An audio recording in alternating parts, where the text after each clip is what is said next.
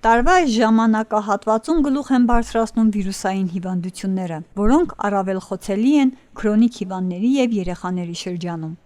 Գարնան այս ամիսներին փոփոխական եղանակը ևս կարող է ազդել վիրուսի արագ տարածմանը։ Ինչպես պայքարել նման իրավիճակում ու ինչպես կանխել այն, մանրամասնում է բժշկուհի Նանո Ջաղացպանյանը։ Խորհուրդը կլինի ուղղակի շատ հեղուկներ օգտագործել, հեռու պահել երեխաներին կոնտակտը քչացնել ինֆեկցիոն հիվանդություններ ունեցող մնացած մարդկանցից ու միանգամից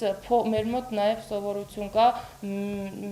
օգտագործել, ասենք պարացետամոլը, եթե 3-4 ժամվա ընթացքում էֆեկտ չկա, միանգամից օգտագործում են մյուս ջերմություն իջեցնող ինչ որ դեղորայք, օրինակ նուրոֆենը, դրանք չի կարելի մեկը մյուսով խառնել։ Ու խորհուրդս նաև այն է, որ եթե պարացետամոլը չի իջացնում ջերմությունը, օրինակ ասենք 39-ի ժամանակ խմեցիր ու իջավ 37-ում, դա արդեն դրական էֆեկտ է։ Դա չի նշանակում, որ մենք էֆեկտ չունենք, անպայման չի, որ պետք է դրա էֆեկտով միանգամից 36.6 իջնի, դա անհնար է։ Ու բարձր տաքությունը դա օրգանիզմի կոմպենսատիվ ռեակցիաներից մեկն է, այսինքն դա ցույց է տալիս, որ երեխայի կամ մնացած պացիենտների օրգանիզմը, որ ինչ-որ մի ձև պատասխանում է այս կամ այն վիրուսային ինֆեկցիային ինչ-որ պատասխան է տալիս, էլի։ Եթե էֆեկտը այդ ջերմություն իջեցնող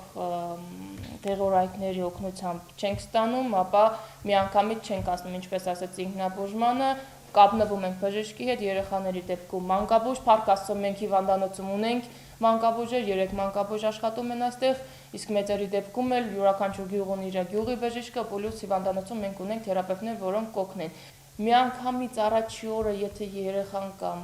մեծահասակը ունի ջերմություն, պետք չէ միանգամից վազել եւ ռենտգենային հետազոտություն կատարել։ Ճառագայթը, երբ որ անհրաժեշտ է, բժիշկը ինքը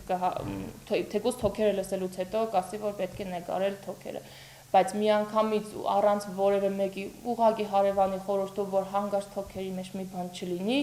միանգամից դնել նկարել չի կարելի, որովհետև վերջի գայդլայններով պարզ գրված է, որ ճառագայթը հանդիսանում այս կամ այն